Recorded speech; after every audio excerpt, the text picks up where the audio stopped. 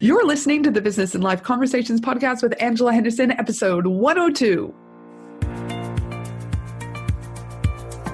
Hey there, you're listening to the Business and Life Conversations podcast. My name is Angela Henderson, and on this show, we talk about improving your business, life, or both by having amazing and rich conversations with brilliant guests who will inspire you and who will give you tips and tricks to help you grow both in life and in business. Well, hey there, and welcome back to another awesome episode of the Business and Life Conversations podcast. I'm your host, Ange, from Angela Henderson Consulting, where I'm a business consultant and coach who has helped hundreds of amazing women business owners get all the pieces in place to have consistent 5-figure months and then on to 6-figure years without burning out in the process. Now, speaking of burnout and mental illness collectively are topics a lot of people don't like to talk about. However, if you've followed me for a long enough time, you know that mental health holds a very special place in my heart, and it's part of my bigger mission with being a business consultant and in the leadership role that I'm in. Why? Why, you ask? Because there's so much damn stigma attached with burnout and mental health, and this needs to change, especially in the entrepreneur space. I mean, hell, if you break your leg, you'll get help. You just wouldn't walk around the neighborhood with a broken leg. But gosh forbid you get the help you need if you have mental health problem. Remind yourself, it is okay to get help. It's imperative to get the help that you need. So in this episode, I'm thrilled to bring on the show Maggie all the way from the UK, where we're going to be talking about from burnt out to booked out. We're going to talk about what her own burnout looked like, and we're equally going to explore how she went from that burnt out to booked out. And she's going to walk us through some of those steps so that you too can become proactive with your own business. But before we hop straight into this amazing episode, I'd like to remind you that if you enjoy this episode, I would love for you to share your key takeaway, a fun fact, or anything you'd love to share about this podcast over on the Instagram stories, and then tagging me at Angela Henderson Consulting, because that would simply put a smile on my dial. Also, this episode, I'm so excited to tell you, is sponsored by my brand new spanking hot off the press program, Instagram Mastery for Business Owners. With me, that's right, Ange Henderson. It is a step-by-step guide for getting visible, getting booked out, and growing your business with Instagram. And all for a one-time payment of $27. You might be thinking, what the hell, Ange? Now, you see, what I have found in my time of being a business consultant is that Instagram plays a huge part of their overall business strategy. But so many people don't know how to use Instagram. And with my first business, Finley and Me, I used it. We grew to over 22,000 at one stage. On my other page, Angela Henderson Consulting, we're equally growing over there. And so I know the power of Instagram. But as I said, many business owners struggle to understand Instagram and are feeling overwhelmed, deflated, or just posting with no strategy, which means no results for business. You're just wasting your time. And this simply doesn't have to be the case.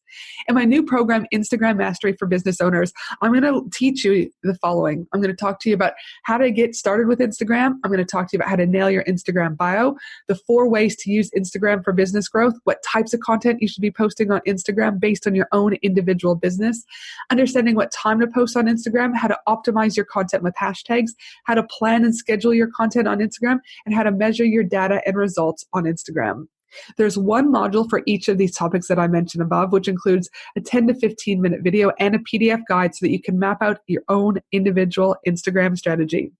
Not to mention, this program also comes with my 4 amazing bonuses: my 30-day guide of different Instagram content ideas, my 30 call to actions guide, my top 10 free stock images guide so you can access images ASAP without having to pay any additional money, and my ideal client guide to ensure you understand your ideal client in order to make sure that you're posting the right content on Instagram to grow your business.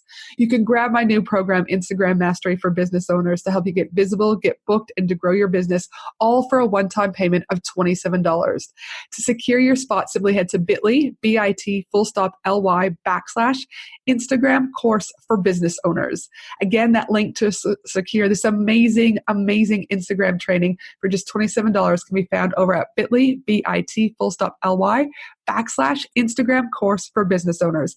And I'll be sure to put the links in the notes section of the podcast too, just in case you missed it. But now let's jump into this amazing episode. Welcome to the show, Maggie.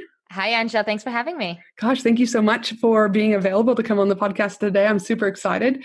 And, we've been chatting. This always happens with so many of my guests that I don't know. We just chat. And then I'm kind of like, okay, 20 minutes have passed. We probably need to hit record and start recording.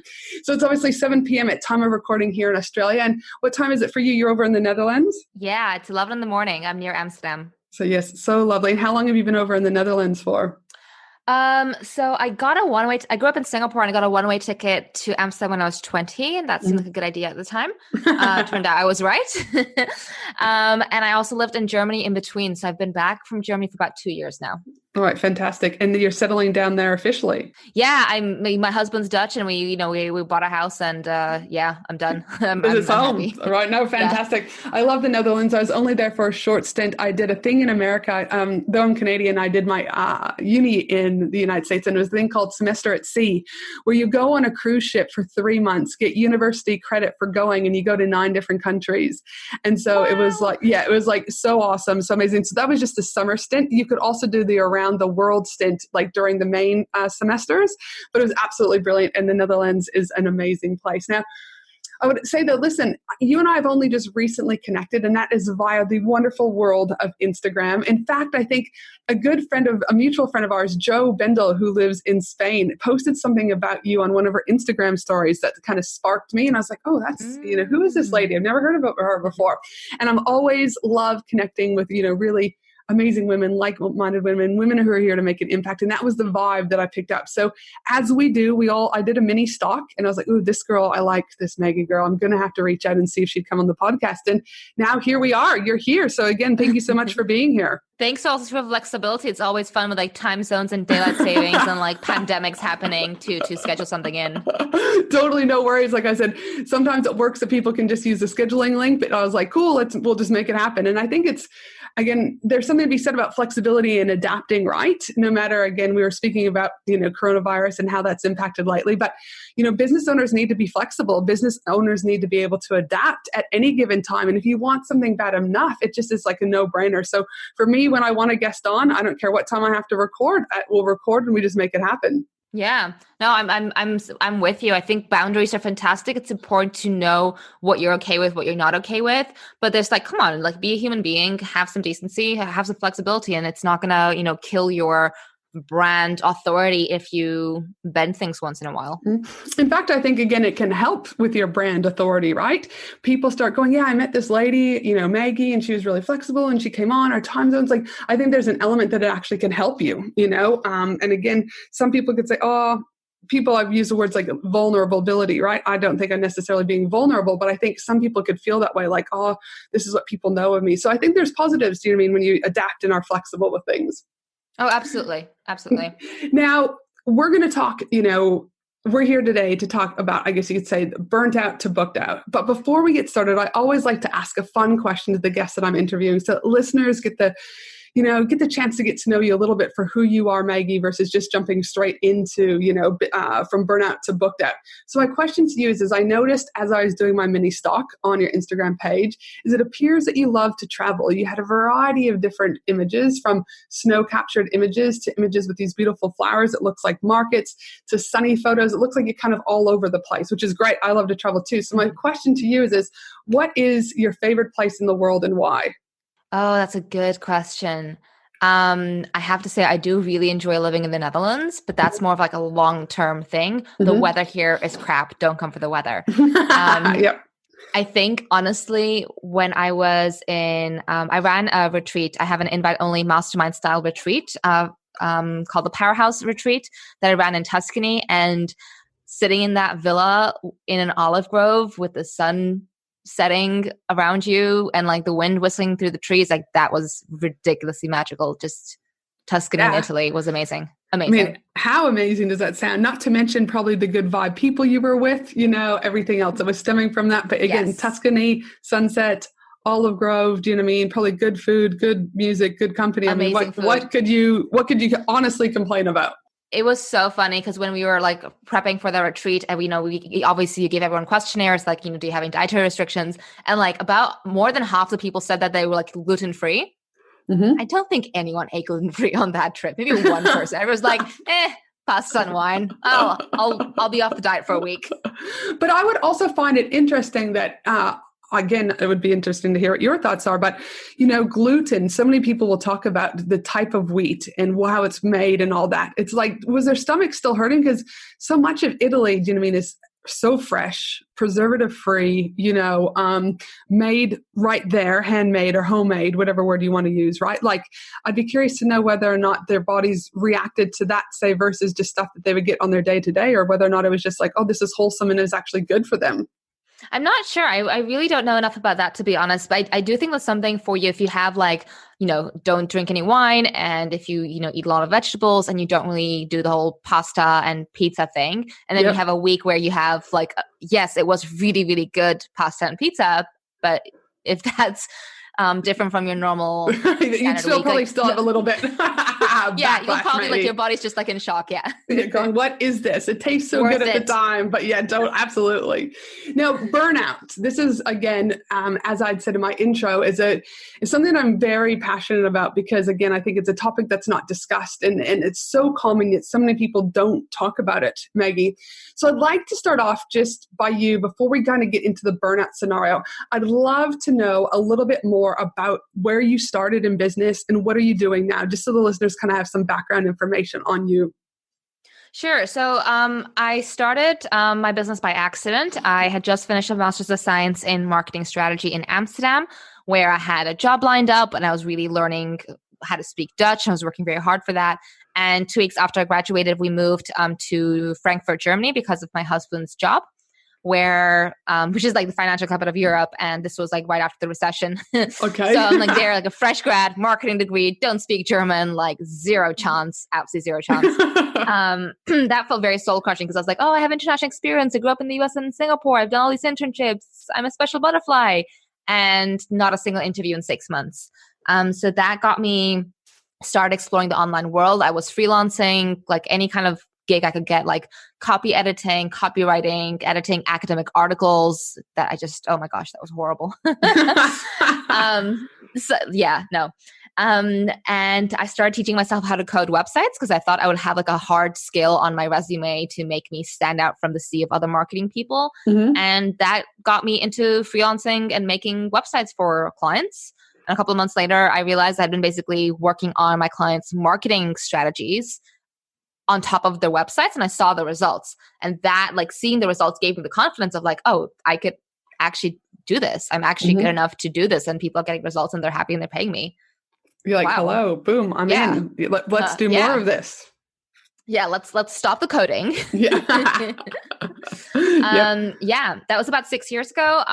Since then, I've transitioned what I do a little bit.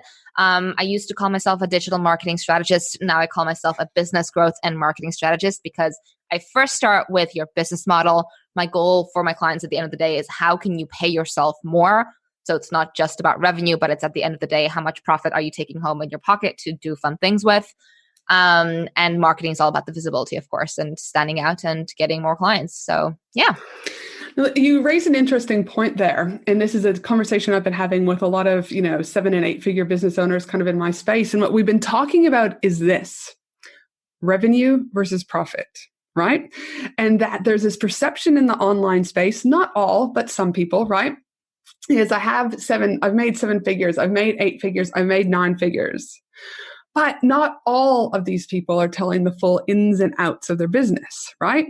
So, I know for a fact one person, I won't name names, had a 7-figure launch. Well, that's great. And you can call yourself a millionaire and you can do all that. But they put in just under $100,000 worth of Facebook ads, right? Do you know what I mean? So it was 100,000, then, 500,000, etc.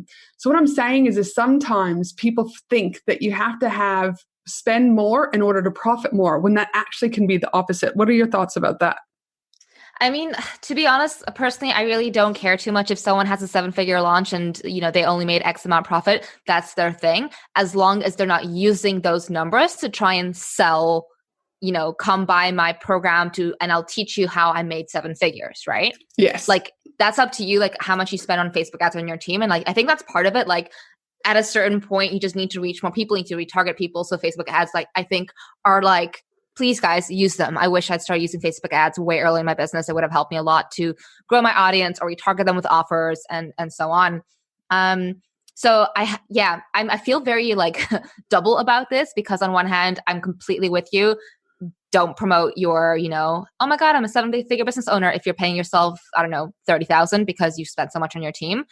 On the other hand, if you're not using those numbers to try and like sell another program, I'm pretty okay with it. Like, cool. Hey, you had a 7-figure launch and you only made X amount, but that's your thing. If you're not using that launch to sell your next thing. Does that make sense, Angela? 100%. And I couldn't agree more. Is that, again, it's almost how do I say, almost unethical behavior, you could say, to some degree. Do you know what I mean? Is you're almost leading with that launch. Do you know what I mean? And I can show you how to do the same thing, but then you get actually in, and then you're like, hold on a minute. I didn't know I was going to need $100,000 up front or a credit card line or whatever in order to be able to get this, right? Like there's like a lot of like behind the scenes that don't necessarily are up front. Whereas if you're up front and you're like, you might have a discovery call and someone says, yep, X, Y, and Z happened and this is what we did. I'm all for it. But yes, not everyone is up front, right? They make it out like they're a 7-figure business. It was like, all of it was profit. They did it with minimal team. But the reality of it is when you start hitting 7, 8, 9-figure businesses, the reality of it is you don't do this shit alone. There is a team because you can't do it so alone. Do you know what I mean? From customer services, launching, do you know what I mean? Keeping your customers, everything happy. So again, but there are people who haven't been around for a while that get sucked into that, right? So again, I always say, be mindful about what perception looks like. Yeah, exactly. And I think like, if you're in the earliest stages of business, this is something that definitely helped push me towards burnout, by the way, because I didn't realize this. So I was thinking like, I'm such a total failure because there's people like, I don't know, let's say Amy Porterfield, who creates like a lead magnet or like a checklist with every single podcast episode every single week. And I still can't get like one lead magnet to get like, what's wrong with me? But you don't actually, at that time or at that stage, you don't realize how many people, are around someone like that.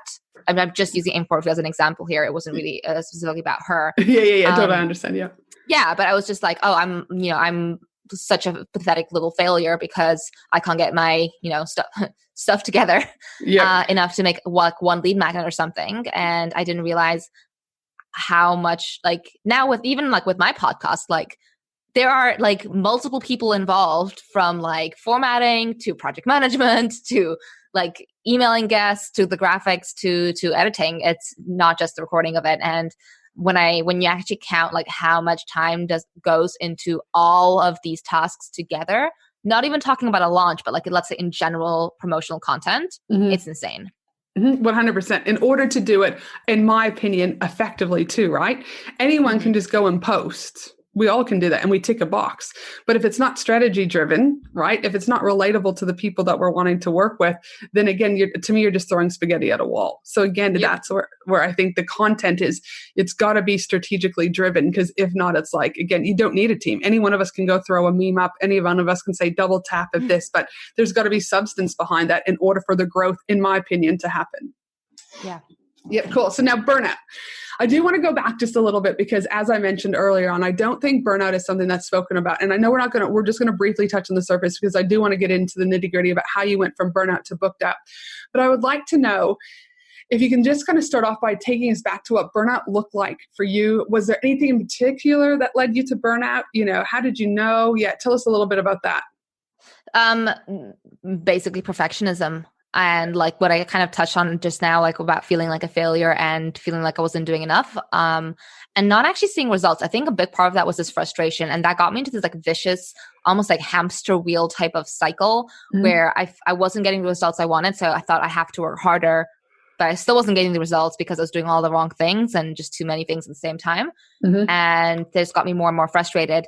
And it's like I started kind of building these really, how would you describe it? Like weird beliefs in my head. Like someone would say something on a podcast or in a webinar and I would latch onto that as a belief. I wouldn't even realize it. Like someone said that, or I saw someone who had like, I don't know, booked out all of her one-on-one clients without even having her website up yet because she gave so much value in Facebook groups. That's how she built her community. Mm-hmm. So I was like, okay, well, therefore, to be as successful as she is, I have to go give value in Facebook groups. But that wasn't like, that was a subconscious thought process. Mm-hmm. Yeah. So it wasn't like, I didn't actually actively decide that. And so I was like waking up at like, I don't know, 2 a.m. Like my mind would like wake me up and be like, okay, let me go check Facebook and like, let me go engage and like answer all the comments and so on.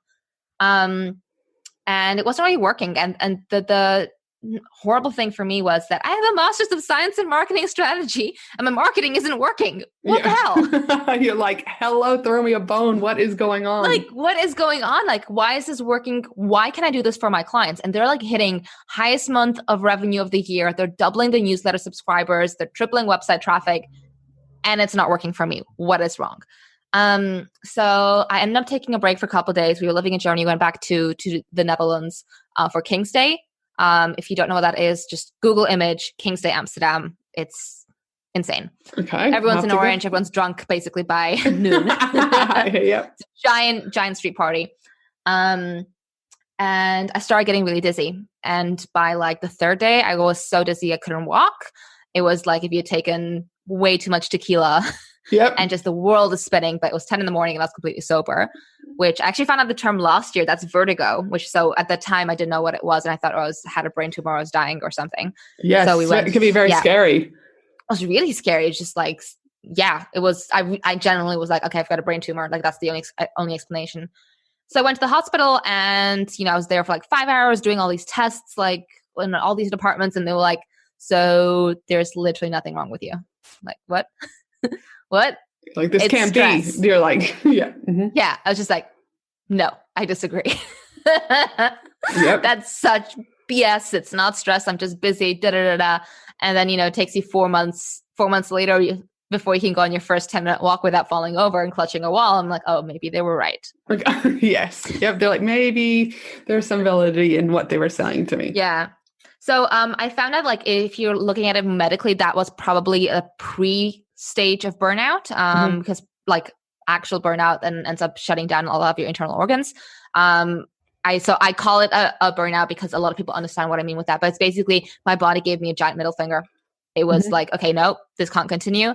And as I was recovering, I realized how much I wanted my business to be a success. And I was like, okay, things have to change. What do I need to start doing differently? Because what I've been doing is clearly not working. Yep. And I know you touched upon a minute ago about Facebook groups, right? And how you were, correct me if I'm saying this wrong, but it was almost like you were being influenced by external people about what they were doing in order to be successful, but that wasn't working for you. Is that true? Do you feel like you were being influenced by others? Yes, 100%. I had zero confidence in myself, like to make the right decisions because I was like, oh, this is a totally new space. It's on the online world. I know nothing. I'm starting from scratch. So I was just like on, I don't know, probably watching like 3 webinars a week or something, all at like 10, 11 o'clock at night, my time. And it was just jumping on every single free coaching call. Every single time I saw like a freebie checklist, I would get it. Like it was crazy. Yeah. And again, but I don't think, again, it's uncommon though, right? But this is the thing, not a lot of people talk about it. And one of the things that I do pride myself with this particular podcast is breaking into some of these conversations, hence why business and life conversations, because there's other people that, again, you jump from freebie to freebie, YouTube to YouTube, podcast to podcast, webinar to webinar, right? Looking for that magic solution. And sometimes you might get it, but I think it's important to understand that freebies and webinars and even podcasts, we can value add so much in that time and people can take away so many golden nuggets like they will today. But it's a very small piece of the bigger puzzle, right? And I think that's another thing that people don't look at. So they get a little piece from this podcast, then they try and stitch that together with the YouTube clip on how to do this. And then they try and stitch this together.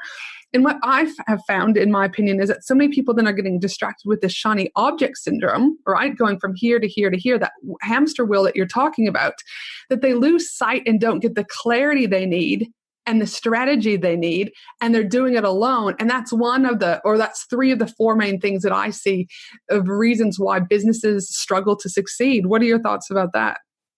Yeah, I don't think that was fully in my case. I do really agree with you because I see that constantly in the space.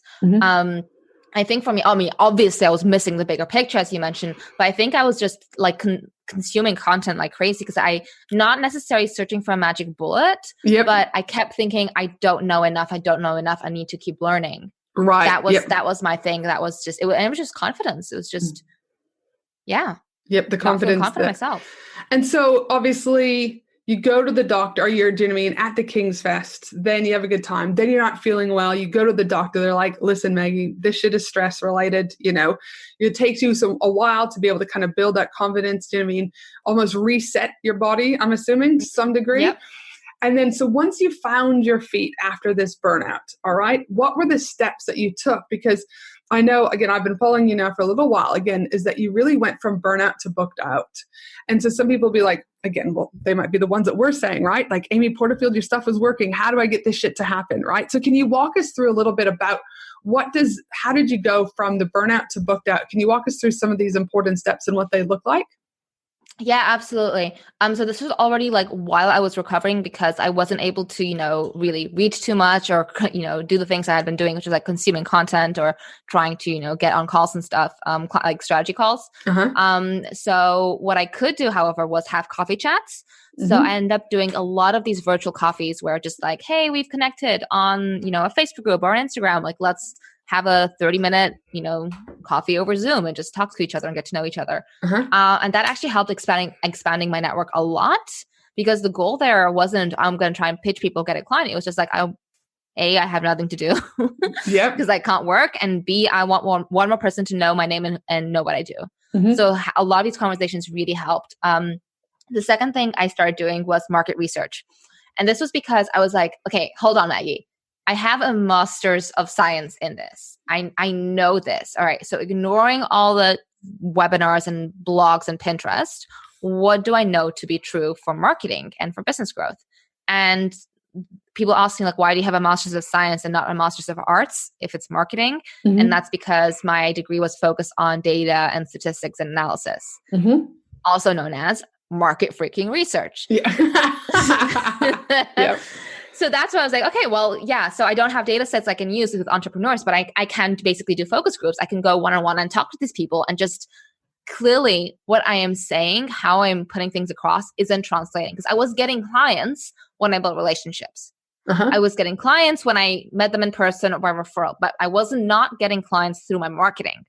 So I did a bunch of these market research conversations. I realized for one, my ideal clients were not hanging out in free Facebook groups. They were potentially hanging out in paid, higher level group programs, masterminds, and communities. So that's where I went. And that's where I started offering strategy sessions. And it was like pitch free, you know, 45 minutes or an hour. If you have one of these 4 or 5 problems, like I'm happy to help. And with these conversations, that gave me so much information on what people were looking for. So as I have a concrete example for this, this is like how important messaging and copy is. One, my main kind of tagline used to be, does your business have a digital strategy? And the answer to that question is no one cares. Like no one cares at all, apart from other strategists. Because I asked this question on stage before, and like I'm like, please raise your hand if you like resonate with that question. A couple of people raise their hands. I always ask, like, what do you do? Oh, I do strategy. I'm like, yeah, you don't count. Like you get me. And through these market research conversations, I started, you know, I actually ended up quoting someone with permission, and I changed that line to, does your marketing make you feel like you're screaming into the void? And that was the heading of my about page for about 2 years. And I had literally emails from people going, oh my God, that's exactly how I feel. And that was from market research conversation because I don't feel that way about marketing. But at that time, my clients did. So they did. Like my clients have evolved since then. They you know, have a bit of a handle on their marketing. So we look at more scaling service-based businesses and business models and so on. But at that time, I was really focused on marketing and visibility for people. And so you started with the coffee chats. You then go to the market research. Was there an element where, again, you're like, how are you going to stand out in the sea of this competition? Like, what was it that you're like, what's your unique factor here? Because again, there's a lot of, strategists out there. There's a lot of marketing people out there. What did you have to also do in order to be able to get booked out, but also, make yourself different and stand out in that sea of competition? That's a great question. At the time, I was also realizing one of the reasons my marketing wasn't working too well was because I found it boring. Okay. If you find your marketing boring, can you imagine what your ideal clients are thinking when they read your marketing? Mm-hmm. Yep. They're just like, this sucks. Yeah. Yeah, if I'm already feeling that way about what I'm doing. And I realized that I had been keeping a huge part of my personality separate from my, let's say, business persona. Mm-hmm. So I grew up in Singapore where like being professional is like the key. One of the reasons one of my kind of final, like the straw that broke the camel's back moments was when I was trying to get into this executive committee for the theater club in my university. Mm-hmm. And the outgoing president sat me down and said to me, Maggie, if you want to be successful, especially later in corporate life, in work, you have to learn how to tone down your personality. Oh, and wow. Yeah. And I have like such a clear memory. This was like literally 12 years ago. I have 11 years ago, such a clear memory of that exact moment. Mm-hmm. And I think that, especially since it was another woman in a position of authority saying that to me, that completely shook me. And I had this huge focus when I started out, like, I have to be professional. But what does that even mean, right? Right. Yep. So with this burnout, I just said, F this. And I started talking about things that I enjoyed. I play video games almost every evening. Mm-hmm. My dog's name is Frodo. I marathon watch all the Harry Potter movies, probably at least once a year. Yep. And this was like nowhere. You could not find this information anywhere on my website, social media, nothing. Mm-hmm. So I just started talking about this. I just said, let me just see. And I was so scared. I literally had tears in my eyes the first time I was doing that because I was so scared. Like, people are going to say I'm childish and I'm unprofessional. No one's ever going to want to work with me. And the first thing I did was I posted this photo of myself where I had my hair half dyed pink. I was wearing a tiara and like a glitter skirt because I was going to like a music festival or something. And that's how I did like my intro in this Facebook group because it felt like the lowest impact kind of thing I could do to just test this out. Test the theory, see what it goes. Yeah. Do you know what I mean? What are people what are reactions? Do you know what I mean? Yeah. Yep. Yeah. And when I used to use like a more formal headshot and like, I'm Maggie, I'm a business and marketing strategist, like maybe I would get like 1 or 2 comments of like welcome and hello. Yeah. And now with this one, I had like, I think, 17 or something people going, oh my God, I want to be your best friend. Oh my God, your dog's name was Frodo. And I was just like, wow, that worked. Yep. It's fun. It's engaging. It's relatable. Do you know what I mean? And in some ways it's also disruptive marketing, right? Because you're going to stop someone's feed when you see something like this. I remember we were talking about Molly Pittman earlier on, and one of the best Facebook ads I remember seeing in her 2 launches ago, I think it was, could have been the previous launch, is she was in Amsterdam.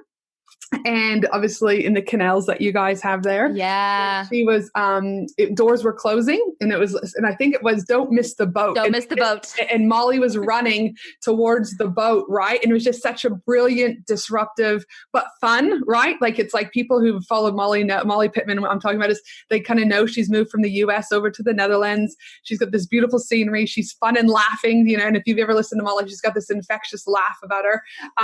Her dog was in some of the other ads, right? So it's like one of those things that, again, but it disrupted you. So I could only imagine that people are used to these typical intros, blah, blah, blah.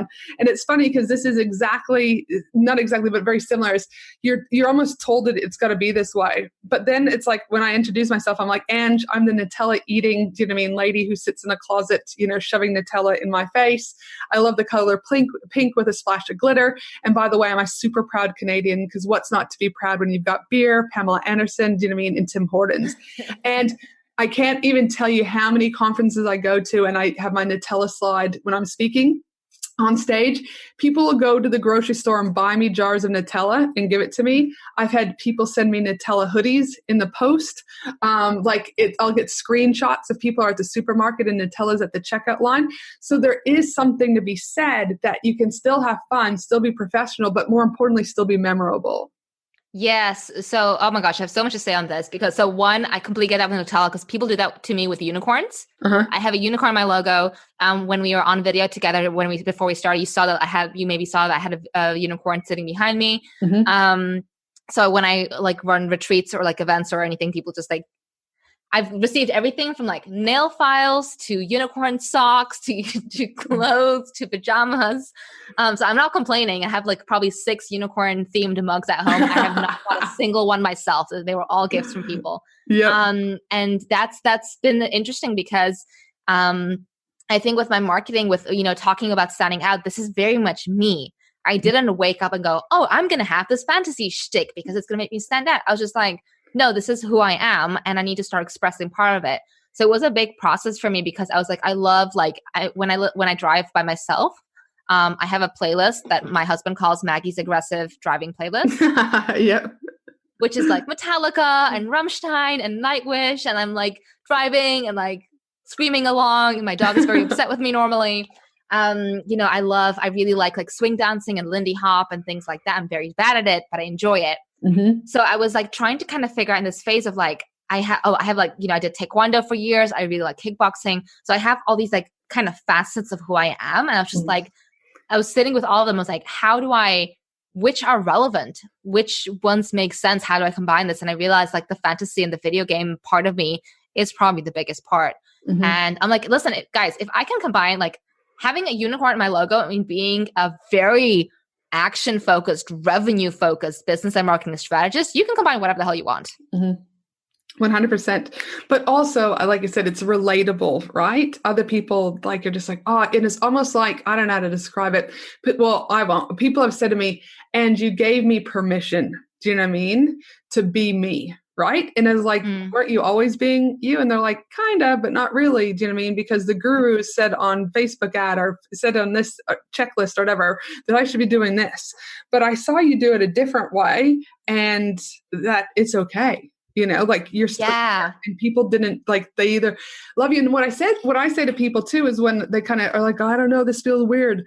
I'm going to, do you know what I mean? People aren't going to like me. I'm like, please, you want those assholes to leave, repel them. Do you know what I mean? And those people that do accept you for who you are, those are the people you want to work with anyways. If the others can't handle it, screw them off. Do you know what I mean? It will help you tighten what you do, what you offer, and who you offer. And it's actually, I think, again, really good as in, finding out quickly who sticks around, who doesn't, right? Absolutely. And so I actually one concern I had, or one kind of thought I had when I was doing this, I was like, I don't necessarily want to work with other fantasy nutheads like myself. Like, I'm happy to, but it's really like, I really don't care, in my day-to-day life, I don't talk about Harry Potter like too much apart from me like yelling at Frodo, like to, drop that sock or something. So I was kind of thinking that I might start attracting a lot of like fantasy nerds, and that's actually not happened, which has been really interesting. Like my main website header is I'm sitting on a table reading The Hobbit. The people who see that and notice The Hobbit, like they email me going, oh my God. But there's a lot of people, like a lot of my clients have never like read or seen Harry Potter, which I think is a bit of a travesty, but their life. But they remember me because it's memorable. And they want to work with me because they like that I'm passionate about something. And that's something I thought was really interesting, because I thought I would start attracting all these like other fantasy nerds like myself. Yep. It's interesting that you say that, because currently I'm working with a naturopath, a kinesiologist, a variety of e-com businesses, whatever. And it's funny, like a lot of my kinesiologist and naturopath are like, we know you love Nutella. All right. And, it's all good in moderation, but, there's other options out there for you, Ange. Like, we can help you with this Nutella. And so, do you know what I mean? But again, they remember that that's what I love, right? Like it's ice cream, cakes, desserts, like give it to me. I'm cool. Do you know what I mean? But again, it's interesting. Now, so if we go back a little bit, so you again, like you said, we got the burnout. You then start to have these coffee chats, which are obviously building, do you know what I mean, relationships and networks, which is going to help you, do you know what I mean, to be able to get booked out. You started shifting to really some market research, do you know what I mean, doing focus groups, and you kind of had that epiphany where you're like, listen, my ideal client probably isn't where I need to be. They're more in paid groups versus the free groups. You then started really looking at how can you stand out in this sea of competition, which again, you really honed in on, the video games, the Harry Potter, and really just starting to talk about that and integrating that into your overall messaging. But then how did you go from not being known to then starting to build that authority? Well, keeping true to the coffee chats, the market research, like what was that? Because I'm assuming there had to be some authority building in there also in order for you to be able to be trusted, liked, and booked out. Would I be correct in saying that? Absolutely correct. I don't actually talk about it much. I actually think I forgot that I did that part for a while. Yeah. But that's something I started doing at that time was I started pitching. So from all these coffee chats, I knew a lot of Facebook group owners. I didn't have my own Facebook group, but I was active in quite a few Facebook groups. And I started pitching them like, hey, I'd love to come in and do a free training for you guys. Mm-hmm. And people I was seriously, again, my hands were shaking the first time I wrote one of those messages, and it was to a friend of mine who I knew really well. And I was still completely terrified. And her response was, oh my gosh, that would be amazing. I've been thinking of getting guest experts, but I have not had the time to go search for people. That was her response. Yeah, I know. So that suddenly I did a bunch of those and, about my market research process or about identifying your ideal clients.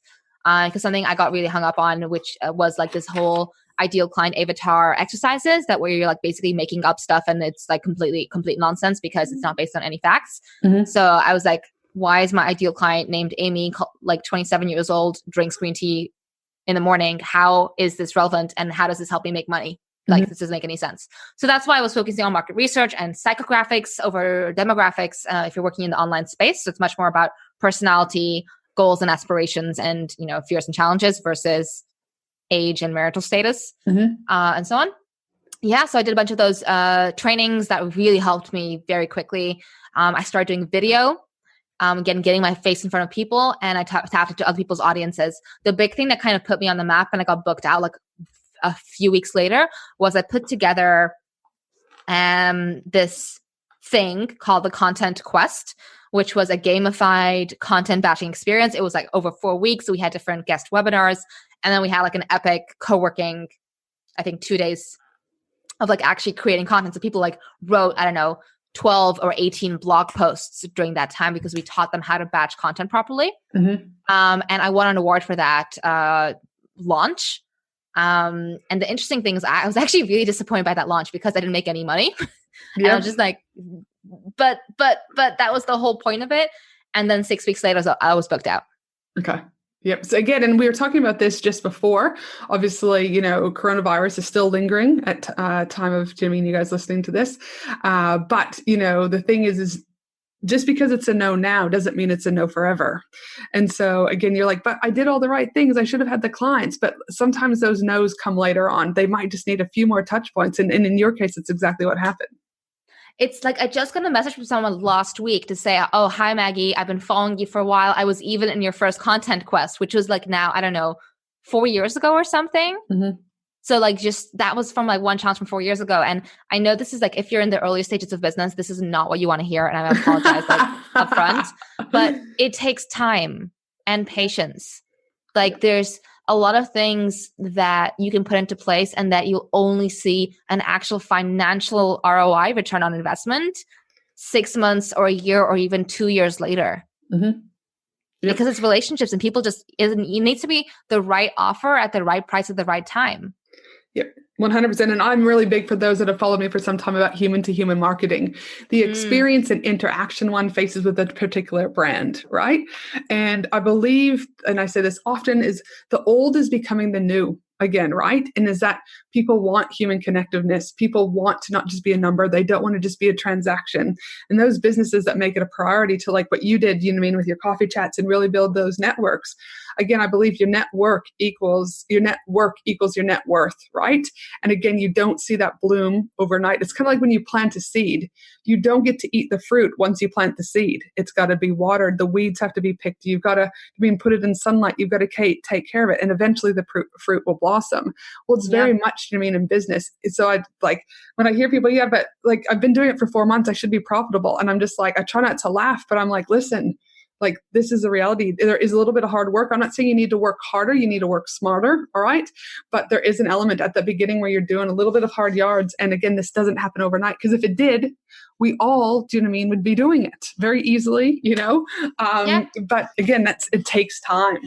Yeah. One of the questions I ask all my guests on my podcast is, how many years did it take you to become an overnight success? And everyone's like, 6 years, 10 years, 12 years. Yep. 100%. And that's if you're not pivoting, do you know what I mean? And that's if you've got a viable product, and that's like your messaging's nailed. Like there's so many variables that play into it that, again, I think people forget about the big picture, Yeah. So we talked about the sea of competition. We talked about that. Obviously you then had to build your authority. And once you started to build your authority and you won that award, you started doing video content, you then were obviously starting to get booked out. But we go back to what you originally told us in your introduction is marketing. There has to be an element in here that in order to get booked out, you had to do some level of marketing. Do you know what I mean? Whether that was low impact marketing or high impact marketing. Is that true for you? Or is that not true for you? What did that look like for you? Because typically you don't get booked out without any level of marketing. No, but that's what I was doing, with adding that personality to my writing or to my content. Yeah. I was doing these trainings in Facebook groups. I was doing marketing by tapping to someone else's audience. So I was doing, I'm the guest expert in a Facebook group in front of 1,000 very engaged people who are, watching this. Yeah. So not only, and so I guess I should have extracted a little bit more. So with those, were you, because I guess what I'm trying to say is initially you were told about appearing in, do you know what I mean? Like spend your time in Facebook groups, but your ideal client wasn't necessarily there, right? But then you started to tap into, do you know what I mean, other people's audiences. So what I'm saying is what marketing had you been told to, I guess, do? Got it. Where then you were like, actually, no, that's not high impact. I'm not seeing an ROI on that. Sorry if I didn't make that clear. No, I completely get that. And this is like such a peppy, it drives me absolutely crazy. So the marketing I was told to do was weekly blog post and newsletter, daily Instagram post. Yep. And give value 3 times a week in different Facebook groups. Right. So I had like a Trello board with all my Facebook groups that I was in and like different days and prompts and stuff. And just so much time and energy and it was not working. So that's something like I'm teaching people now, like, listen, I went a year and a half without publishing a new blog post on my website. Yeah, not ideal. Would I have been able to grow my email list if I had published weekly? Definitely. Yep. But in that time, I also ran like 4 international live events and like launched 2 masterminds and et cetera, et cetera, et cetera. So I'm very much about high impact. It's also about finding your strengths and your personality. Like repetitive tasks really don't work for my chaotic ADD prone brain. Yeah. Like it just does not work. Yeah. I actually have diagnosed ADD, so I'm not using that like. Oh, no, so do I. And I say it all the time. Awesome. I'm like, my brain goes a million miles an hour. I can't do the same shit over and over because you're going to lose me. Do you know what I mean? So that's why podcasting is great because I can have new conversations every single time. And do you know what I mean? I don't get bored. I can continue to talk. And then you can batch them. So it's because I have a couple of weeks and I'm just like, I don't feel like talking to people. And that's fantastic because then I just block out my calendar and I'm not booking podcast conversations. And when I feel like, cool, I can be an extrovert now and talk to people, that's when I like batch everything in. So like the blog post on Instagram, like I'm active on Instagram stories because they're fun and quick and easy. But like the whole idea of like posting daily on Instagram, I did that for a while and just like, I'm not seeing an ROI. Like it's the same people, like you might as well just follow my Instagram stories. Why am I spending like, 2-3 hours a week or whatever on this?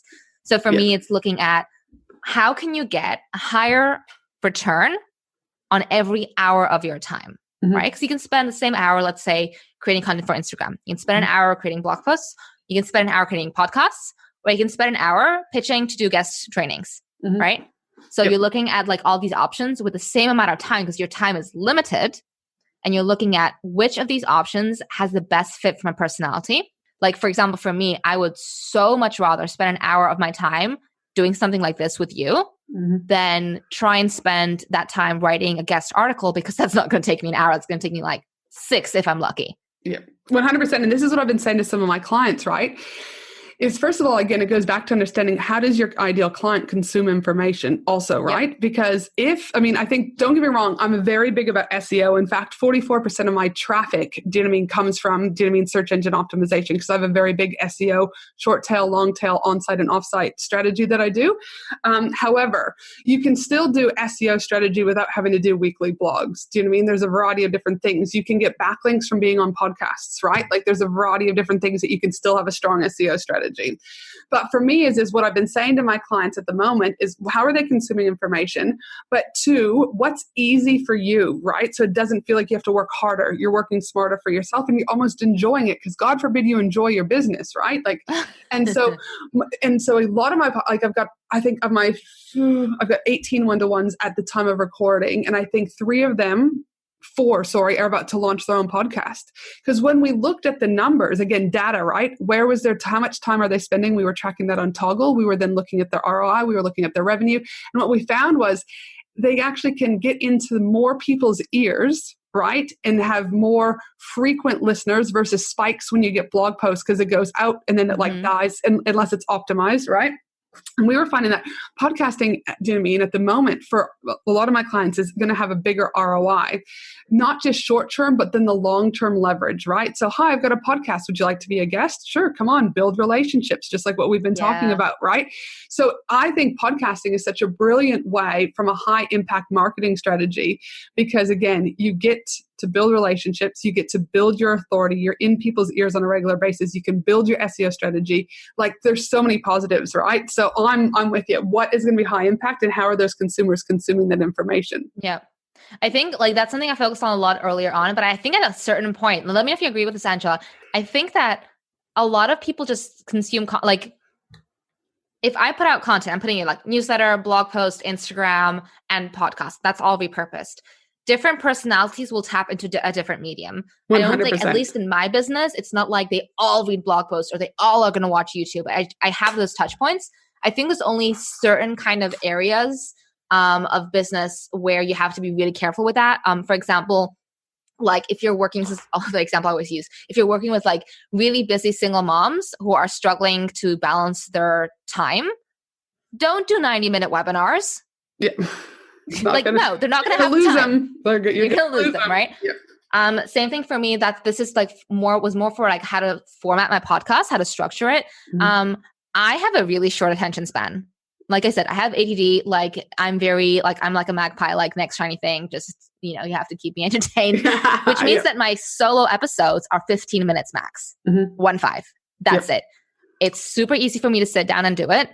I don't really script them too much. I have like a super quick little bullet point outline because it's stuff I talk about constantly. So, I've talked about the topic a million times, so it's easy to talk about it, by myself.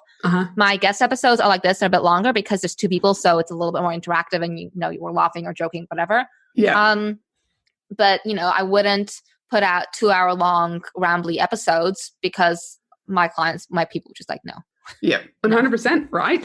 Or they're driving to and from work. Well, what's an average commute time, right? Or whatever that is. Like these are the factors that, again, but I can't agree with you more in regards to choosing high impact marketing strategies based on where you're at, what you're, but like as you grow too, like I utilize a ghostwriter to help with some of my blog content, right? So it's like, when you make a little bit more money, you can do a little bit more of things. Again, this is where it doesn't have to just be you, right? So, just starting out if you're a solopreneur, you have to really choose where you're spending your time and what the biggest ROI activities that you're doing on any given hour, on any given day is going to help you move you forward versus get you stuck. Yeah, but like an example of that is just like, instead of doing a blog post, do a video or do both, like add video content. You probably have a smartphone. Film it on there. You don't have to add anything fancy, but even like a 1-minute video of you explaining already grows that trust factor by 1,000%. Then just people skimming a blog post that you wrote. So that's like the kind of low hanging fruit I would encourage anyone to use. And the other thing is like with a podcast, that's why it took me a while to launch it, because I knew for me to be able to successfully do a podcast, I would have to have support. I could not, I cannot do my own editing. Technically I am capable of it, but I struggle with perfectionism. And if I had to do my own and I'm a quick start. So I'm great at starting things. I'm terrible at finishing them. And the editing part is the finishing process. Yeah. I have done this in the past, just like the blog posts that are like edited to death and then never get published. So I was like, I know I need to invest in having help from project manager, from virtual assistant, from a podcast editor. So this podcast can actually go out. Because I also know my strengths and weaknesses. It's just not going to happen if I do it myself. It's not going to happen. And listen, it's so funny, again, whether or not it's an ADHD thing or not, is I knew too, starting very much, I'm a starter, not a finisher. You get that idea, shiny object. And so I actually paid 6 months in advance for my podcast team because I was just like, if I paid 6 months in advance, I knew that I was equally committed to them and that I also didn't want to waste the money. And I also knew that I think the average podcaster is like 7 to 9 episodes, right? Depending on the data that you read. And I was like, I'm not going to be one of them, right? I was like, I beat them already. The 7 to 9, right?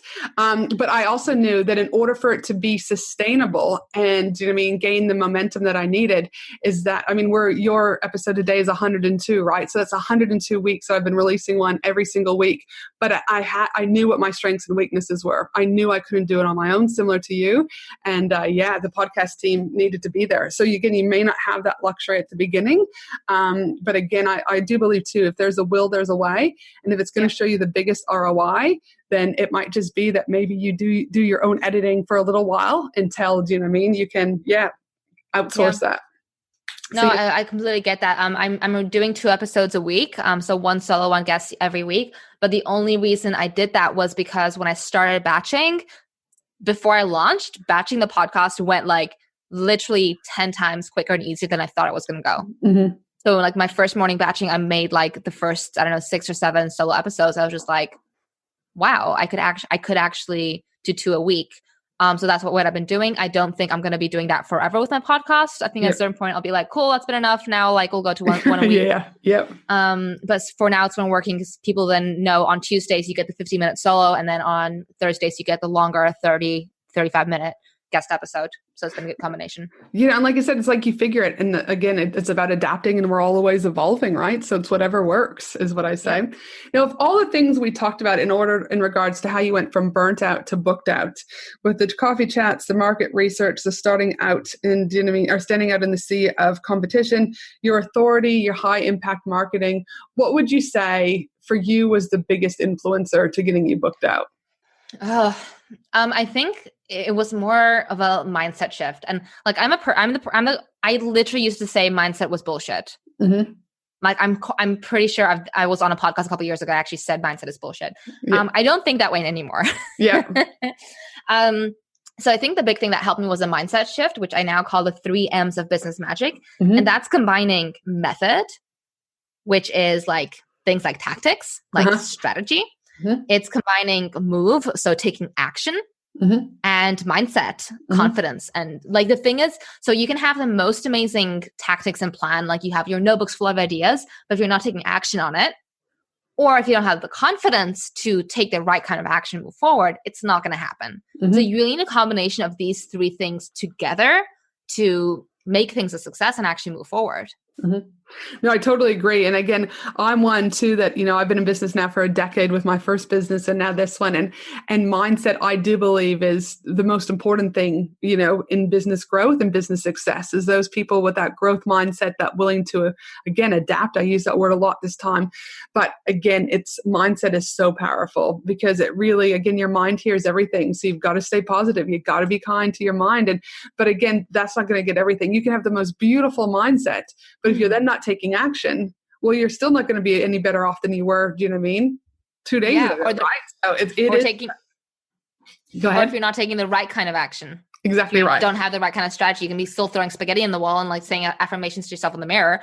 But if you don't have a strategy to piece it all together, then you're missing the big picture. You're going to be a little bit screwed. So what an awesome episode, being able to learn. And thank you for, again, sharing your story about burnout, because I think that will resonate with so many of the listeners.